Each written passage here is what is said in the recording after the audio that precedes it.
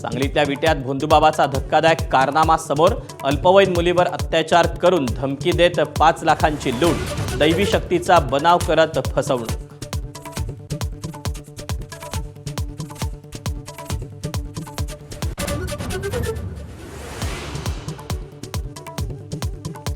आणि यानंतर दिवसभरातल्या महत्त्वाच्या घडामोडींचा घेऊया सुपरफास्ट आढावा महाराष्ट्र लाईव्हच्या माध्यमातून. सुरुवात करूया. इंधन टंचाई आणि पेट्रोल डिझेलच्या दरवाढीचा फटका शालेय विद्यार्थ्यांना बसण्याची शक्यता. राज्यातील school and company bus owners असोसिएशननं आगामी शैक्षणिक वर्षात एकाच सत्रात शाळा भरवण्याची आणि आठवड्यात केवळ 3 दिवस शाळा भरवण्याची मागणी केली. यासोबत आठवड्यात 2 दिवस ऑनलाईन वर्ग घेण्याच्या सूचना या असोसिएशननं केल्या आहेत. येत्या शैक्षणिक वर्षात स्कूल बस सेवेचं शुल्क वाढण्याचे संकेत school and company bus owners असोसिएशननं दिलेले आहेत. सरकारनं स्कूल बस सेवेला तातडीनं दिलासा देण्यासाठी अनुदान किंवा सवलती द्याव्यात अशी मागणीही करण्यात आलेली आहे. वाढत्या इंधन दरवाढीमुळे स्कूल बस मालक अडचणीत सापडले. त्यामुळे एकाच सत्रात शाळा सुरू ठेवून आठवड्यातून 3 दिवसच शाळा सुरू ठेवण्याची मागणी स्कूल बस संघटनेनं केली. आज 2 रुपये, उद्या 4 रुपये, परवा दिवशी 10 रुपये. एकदा ठरवलं तर आम्हाला पण एकदम बरोबर व्यवस्थित ठरू शकतो. कारण का आमच्या जे संपूर्ण अकॅडमिक इयरसाठी एकच रेट राहतो. कधी वाढलं, मध्ये वाढलं तर आम्ही कधी वाढवू शकत नाही आणि वाढणार पण नाही. कारण का सगळ्याचे बड्जेट जे आहेत आम्हाला बघायचे, पालकाची बड्जेट आणि हे आहेत. आता जर पर्याय काय, सरकार आम्हाला काय अगोदर त्यांनी फिशिंग ट्रॉलरसाठी डिझेल कन्सेशनमध्ये दिलेत, असं शाळेच्या बससाठी त्यांनी कन्सेशन दिलं ते एकदम बरं पडणार. सगळ्याची सोय होणार, कोणालाही त्रास होणार नाही. स्कूल बस चालकांसोबत पालक संघटनांनी हायब्रिड मोडमध्येच म्हणजेच ऑनलाईन आणि ऑफलाईन शाळा सुरू करण्याची मागणी सरकारकडे केलेली आहे. तो बहुत सारे सजेशंस हैं जो हम लोग पुट अप करेंगे गवर्नमेंट के सामने. सजेशंस में ऐसा है कि हाइब्रिड मोड में स्कूल्स को स्टार्ट किया जाए. अभी वैसे भी छुट्टियां चल रही हैं, बट लेटर ऑन जो है स्टार्टिंग में धीरे धीरे हम 2 डेज़ ऑनलाइन कर सकते हैं, 2 डेज़ ऑफलाइन किया जा सकता है स्कूल. या फिर जो बच्चे कम्यूट करते हैं साइकिल से, हम उनको प्रमोट कर सकते हैं बच्चों को कि आप साइकिल से कम्यूट करें. राज्यात इंधन टंचाईच्या अफवांमुळे पेट्रोल डिझेलच्या खरेदीत तब्बल 52% वाढ झाल्याची माहिती मंत्रिमंडळ बैठकीत देण्यात आली. राज्यात सध्या पुरेसा इंधन साठा उपलब्ध असतानाही अतिरिक्त खरेदी नेमकी कोण करतंय याचा शोध घेण्याचे आदेश मुख्यमंत्री फडणवीसांनी जिल्हाधिकाऱ्यांना दिले आहेत. अफवांमुळे वाढलेल्या इंधन खरेदीमुळे पुढील काळात अडचणी निर्माण होण्याची शक्यता वर्तवली जाते.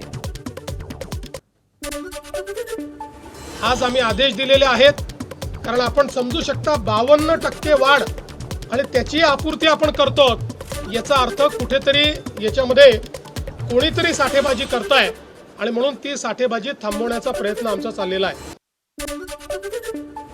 राज्यात इंधन पुरवठ्याच्या पार्श्वभूमीवर एसटी महामंडळानं डिझेल बचतीसाठी विशेष उपाययोजना सुरू केलेल्या आहेत. एसटीला दररोज 10,87,000 लिटर इतक्या डिझेलची गरज भासते. त्यामुळे प्रत्येक आगारातून किमान 5 लिटर डिझेल बचतीचं आवाहन करण्यात आलेलं असून बचत करणाऱ्या चालक आणि आगारांना प्रोत्साहन दिलं जाईल अशी माहिती परिवहन मंत्री प्रताप सरनाईक यांनी पत्रकार परिषदेत दिली. इंधन पुरवठा सुरळीत राहावा यासाठी कंपन्यांना सूचना करण्यात आल्याचंही सरनाईक म्हणाले. यासोबत इंधन दरवाढ होत राहिल्यास भाडेवाढ अटळ असल्याचा पुनरुच्चार सरनाईकांनी केला. आम्हाला काहीतरी भूमिका घ्यावीच लागेल, परंतु अद्यापर्यंत आम्ही काही भूमिका घेतलेली नाही. आम्ही केंद्र आणि राज्य शासन यांच्याकडे मदतीची मागणी केलेली आहे. त्या मदतीची पूर्तता झाली तर ठीक आहे, नाहीतर आम्हाला भविष्यामध्ये काहीतरी कटू का होईना पण सर्वसामान्य प्रवाशांना सुविधा देण्यासाठी, सेवा देण्यासाठी काही निर्णय घ्यावे लागतील. हिंगोलीतल्या डिझेल टंचाईचा मोठा फटका कृषी उत्पन्न बाजार समितीलाही बसला. बाजार समितीमध्ये व्यापाऱ्यांनी खरेदी केलेली शेकडो क्विंटल हळद वाहतुकीअभावी यार्डात पडू नये. हिंगोलीतून Nepal border, Bangladesh border, Pakistan border तसंच विविध निर्यात बंदरांकडे हळदीची मोठ्या प्रमाणात वाहतूक केली जाते. मात्र डिझेल मिळत नसल्यानं ट्रक आणि मालवाहू वाहनं बंद पडली असून हळदीची वाहतूक ही पूर्णपणे ठप्प झाली आहे. 150 ते 200 रुपये भाडेवाढ झालेली आहे आज गाडी मागे कुंटला मागे. तर त्याच्या कारणाने आम्ही भाडे पण देऊ वाढलेले, पण आम्हाला जर गाडीत लागणार नाही तर आम्ही गाडी पाठवणार, माल पाठवणार कुठे? आज जवळपास आमच्या इथे असं समजून चला की 5 ते 6 हजार क्विंटल माल म्हणजे जवळपास 12 ते 13 हजार कट्टे आमच्या आहेत आज इथे आम्ही थप्पी मारलेली आहे. राज्यभरात काँग्रेसकडून सरकारचा निषेध व्यक्त करण्यात येतोय. शेतकरी डिझेलसाठी तासनतास रांगेत उभे आहेत. दुसरीकडे वाळू माफियांच्या गाड्यांना मात्र हवं तेवढं डिझेल अगदी सहज उपलब्ध होत असल्याचा आरोप युवक काँग्रेसकडून करण्यात आला. या विरोधात नांदेडमध्ये डिझेलच्या प्रतीक्षेत असलेल्या शेतकऱ्यांना मेलोडी चॉकलेट वाटून सरकारचा निषेध व्यक्त करण्यात आला. जालना शहरातील बस स्थानक परिसरात काँग्रेसनं आंदोलन करून गॅस टंचाई, पेपरलेक आणि इंधन दरवाढीच्या विरोधात चॉकलेट वाटून निषेध नोंदवला. भंडाऱ्यातील तुमसरमध्येही पेट्रोल पंपावर आलेल्या वाहनधारकांना मेलोडी चॉकलेट वाटप करून केंद्र सरकारच्या विरोधात घोषणाबाजी करण्यात आली. जळगावच्या 40 गावात पेट्रोल डिझेल तुटवड्याविरोधात ठाकरेंच्या शिवसेनेकडून अनोखं आंदोलन करण्यात आलं. नागद रोडवरील पेट्रोल पंपावर कार्यकर्त्यांनी नागरिकांना मेलोडी चॉकलेट वाटप करून सरकारचा निषेध व्यक्त केला. इंधन टंचाईमुळे शेतकरी आणि सर्वसामान्य नागरिकांना मोठ्या अडचणींचा सामना करावा लागत असून शासनानं तातडीनं इंधन पुरवठा सुरळीत करावा, अन्यथा आंदोलन तीव्र करण्याचा इशारा देण्यात आला. जालन्यातील वाटूर फाटा इथं डिझेल भरणारून पेट्रोल पंपावर हाणामारीची घटना घडली. या घटनेचा व्हिडिओ समोर आला. वाहन रांगेत न लावता 2,000 रुपयांचं डिझेल भरण्याच्या कारणावरून पेट्रोल पंप मॅनेजरला शिवीगाळ करून मारहाण करण्यात आली. तसंच पेट्रोल पंप जाळून टाकण्याची धमकी संशयित आरोपीनं दिल्याचं समोर आलं. या प्रकरणी परतूर पोलीस ठाण्यामध्ये दोघांविरोधात गुन्हा दाखल करण्यात आलेला आहे. कांदा प्रश्नी महाविकास आघाडी आक्रमक झाली. नाशिकच्या चांदवडमध्ये कांद्याच्या दरावरून रोहित पवार, अंबादास दानवे, काँग्रेस प्रदेशाध्यक्ष हर्षवर्धन सकपाळ यांच्या नेतृत्वात आंदोलन करण्यात आलं. गळ्यात कांद्याच्या माळा घालून ते आंदोलनामध्ये सहभागी झाले. या आंदोलनामुळे महामार्गावर वाहनांच्या लांबच लांब रांगा लागलेल्या होत्या आणि वाहतूक पूर्णपणे कोलमडली. नंतर पोलिसांनी आंदोलकांची धरपकड केली आणि महामार्ग सुरळीत केला.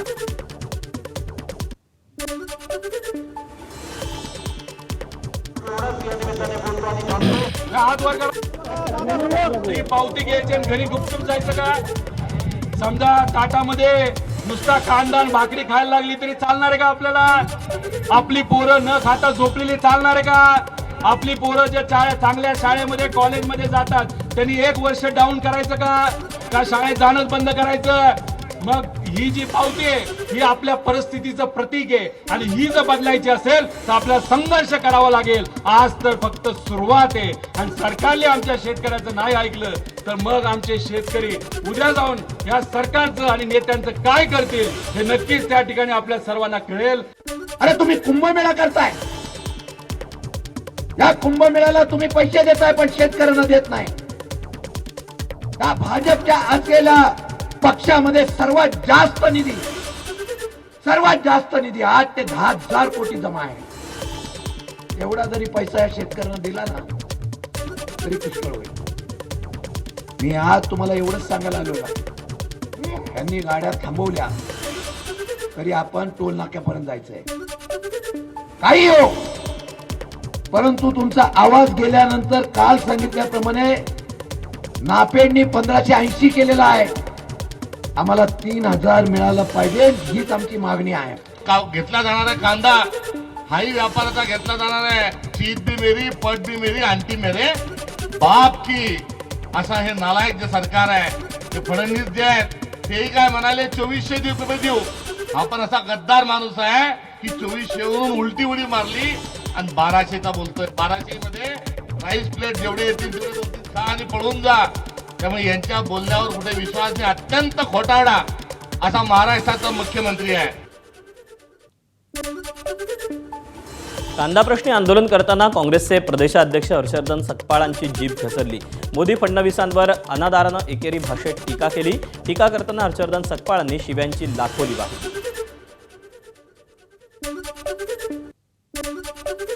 हा भांडकुदळ मोदी जो आहे हा सर्व आपल्या शेजाऱ्या पाजाऱ्याशी आणि जगातल्या सर्व लोकांची भांडणं घेतलेलं आहे.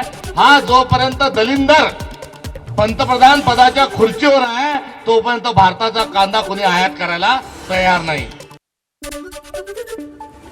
हर्षवर्धन सकपाळांनी केलेल्या टीकेला उपमुख्यमंत्री एकनाथ शिंदेंनी उत्तर दिलं. पंतप्रधान मोदी खरे धुरंदर असल्याची प्रतिक्रिया एकनाथ शिंदेंनी दिली. त्यांच्यावर आरोप केला प्रधानमंत्री नरेंद्र मोदीजी हे खरे धुरंदर आहेत देशाचे धुरंधर आहेत, विकासाचे धुरंधर आहेत आणि ज्यांनी आरोप केला आहे ते असली दलिंदर आहेत. असली दलिंदर कोण आहेत? ज्यांनी आरोप केला आहे. दरम्यान भाजपचे नेते नितेश राणे यांनी देखील हर्षवर्धन सकपाळांना लक्ष्य करताना काय म्हटलं आपण पाहूया. स्वतःच्या जिल्ह्यामध्ये तुझी लायकी काय हे आम्हाला चांगलं माहिती आहे. म्हणून कांद्याच्या नावाने अगर तू जास्त तुझी जीभ वळवळली तर ती जीभ हातात काढून देण्याची हिंमत ही भारतीय जनता पक्षाच्या कार्यकर्त्यांमध्ये निश्चित पद्धतीने आहे. म्हणून ह्या बाबतीची नोंद आम्ही सगळ्यांनी घेतलेली आहे. आता हर्षवर्धन सकपाळनी फिरत असताना थोडा आजूबाजूला बघून काळजी घ्यावी. कांदा आणि ऊस उत्पादक शेतकऱ्यांच्या प्रश्नांवर उद्या दिल्लीत महत्त्वाची बैठक होणार आहे. केंद्रीय गृहमंत्री अमित शहा यांच्या अध्यक्षतेखाली होणाऱ्या या बैठकीला मुख्यमंत्री, दोन्ही उपमुख्यमंत्री आणि राज्यातील वरिष्ठ मंत्र्यांची उपस्थिती असेल अशी माहिती मंत्री गिरीश महाजन यांनी दिली. कांद्याचे दर घसरल्यानं शेतकरी अडचणीत असून बैठकीत सर्व मुद्दे मांडून तोडगा काढणार असल्याचं गिरीश महाजन यांनी स्पष्ट केलं. उद्या माननीय अमितभाई शहा, माननीय गृहमंत्री यांच्याकडे आमची एक बैठक 5 वाजता संघटित ठेवण्यात आलेली आहे. माननीय मुख्यमंत्री महोदय त्या बैठकीला त्या ठिकाणी आहेत. माननीय दोन्ही उपमुख्यमंत्री त्या ठिकाणी आहेत. मी स्वतः त्या ठिकाणी जाणार आहेत. विखे पाटील साहेब आहेत, दादा भुसे आहेत, पणन मंत्री जयकुमार रावळ त्या ठिकाणी जाणार आहेत. असे एक 7-8 मंत्र्यांचं शिष्टमंडळ आम्ही दिल्लीला जाणार आहोत. निश्चित या संदर्भामध्ये एक चांगला मार्ग, चांगला तोडगा या ठिकाणी निघेल आणि शेतकऱ्यांना चांगला भाव कांद्याचा या ठिकाणी मिळेल. कांद्याच्या प्रश्नावर उद्या केंद्रीय गृहमंत्री अमित शहा यांच्या उपस्थितीत महत्त्वाची बैठक होणार असून त्यातून सकारात्मक निर्णय होईल असा विश्वास उपमुख्यमंत्री एकनाथ शिंदेंनी व्यक्त केला. शेतकऱ्यांना सरकार वाऱ्यावर सोडणार नसल्याचं सांगून विरोधकांचं आंदोलन हे केवळ स्टंट असल्याची टीकाही त्यांनी केली. केंद्र आणि राज्य सरकारकडून सध्या ₹15.80 दरानं कांदा खरेदी सुरू असल्याचंही शिंदे यांनी स्पष्ट केलं. काँग्रेसच्या सरकारमध्ये, UPA सरकारमध्ये देखील कांद्याने जनतेला रडवलं होतं, पण त्यांनी भाव वाढवून दिले नाहीत. परंतु राज्य आणि केंद्र सरकार मिळून ₹15.80 खरेदी होत आहे. उद्या बैठकीत देखील सकारात्मक निर्णय अमित शहा साहेब घेतील. त्यामुळे शेतकऱ्यांच्या, कांदा उत्पादक शेतकऱ्यांच्या पाठीची राज्य आणि केंद्र सरकार दोघंही आहे. नाशिक जिल्ह्यात नाफेड आणि NCCFच्या माध्यमातून 19 खरेदी केंद्रावर ₹1,580 कांदा खरेदी आजपासून सुरू करण्यात आली. मात्र कांदा खरेदीच्या पहिल्याच दिवशी शेतकऱ्यांनी नाफेडच्या खरेदी केंद्राकडे पाठ फिरवली. लासलगाव, चांदवड, नांदगाव या भागातील नाफेडच्या खरेदी केंद्रावर आत्तापर्यंत 1 क्विंटल देखील खरेदी झालेली नाही. लासलगाव बाजार समितीत सरासरी ₹1,370 प्रति क्विंटल कांद्याला भाव होता, तर उच्च प्रतीच्या कांद्याला ₹1,800 भाव मिळाला. याचप्रमाणे नाशिक जिल्ह्यातील काही बाजार समितीत शेतकऱ्यांना हवा तसा भाव मिळत असल्यानं नाफेडच्या या केंद्राकडे शेतकऱ्यांनी पाठ फिरवली. पिंपळगावमधून या सगळ्याचा आढावा घेतलेला आहे मुकुल कुलकर्णीला. नाफेडने नाशिक जिल्ह्यामधनं कांदा खरेदी करण्याचे आदेश दिलेत. आज दुसरा दिवस आहे. काल सायंकाळच्या सुमारास हे आदेश दिलेत. मात्र नाशिक जिल्ह्यामधील अनेक नाफेडच्या कांदा खरेदी विक्री केंद्रावर कुठल्याही स्वरूपाची कांद्याची व्यवहार हे झालेले नाही. आपण चांदवडमधल्या एका केंद्रावर भेट दिलेली होती, तिथली पाहणी केली. तिथे अद्याप कुठल्याही स्वरूपाचे शेतकऱ्यांकडे रजिस्ट्रेशन झालेलं नव्हतं. आपण आता आलो आहोत पिंपळगावमध्ये. पिंपळगावमधल्या ह्या केंद्रावर आपण बघतोय अद्याप कुठलाही शेतकरी इथे आलेला नाही. केंद्र चालक आपल्यासोबत आहेत. नेमकी काय अडचण आहे जाणून घेऊयात. आजपासून खरेदी होणं अपेक्षित होतं, मात्र शेतकरी आलेले नाहीत. हो, काल उशिरा रेट त्यांनी दिल्यामुळे आज आम्ही कळवलंय प्रत्येक शेतकऱ्याला, पण अजून शेतकरी काही आले नाही. काही आंदोलनाच्या ठिकाणी गेल्यामुळे एखाद्या उद्यापासून शेतकरी येण्याची अपेक्षा आहे आम्हाला. आणि WC वाल्यांना बोललं ते म्हणते वरतून आम्हाला त्याप्रमाणे आदेश आलेले आहे, आम्ही त्याच्या पुढं काही जाऊ शकत नाही. म्हणजे मग शेतकऱ्यांची कुचंबना होती. त्या साहेब लोकांना पण आम्ही काही बोलू शकत नाही, कारण त्यांना वरतून नियम आहेत.